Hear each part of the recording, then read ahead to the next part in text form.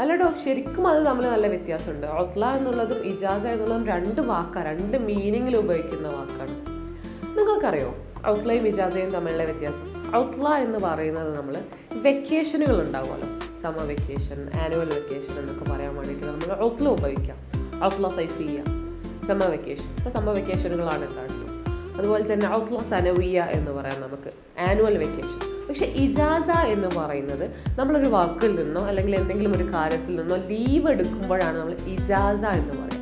അനഫിൽ ഇജാസ, ഞാനിപ്പോൾ ലീവിലാണ്, അപ്പോൾ എന്തെങ്കിലും ആവശ്യത്തിന് ഞാൻ ഓഫീസിൽ വർക്ക് ചെയ്യുന്ന ഒരാളാണെങ്കിൽ ലീവ് എടുക്കണമെങ്കിൽ അനഫിൽ ഇജാസ, അന അബഗ ഇജാസ, എനിക്ക് ലീവ് വേണം. അവിടെ ഞാൻ ഒരിക്കലും എന്ത് പറയില്ല, അന അബഗ ഔത്ല എന്ന് പറയില്ല. ഔത്ല എന്താണ്? ഒരു ലോങ് ടൈം പീരീഡിലുള്ള ഒരു വെക്കേഷനാണ് നമ്മൾ എന്ത് പറയുന്നത്, ഔത്ല എന്ന് പറയുന്നത്. അപ്പോൾ അത്തലത്തിൽ മദാരിസ് എന്നൊക്കെ പറയും. സ്കൂളുകളെല്ലാം അടച്ചു, അതായത് വെക്കേഷനായി, സ്കൂളുകൾ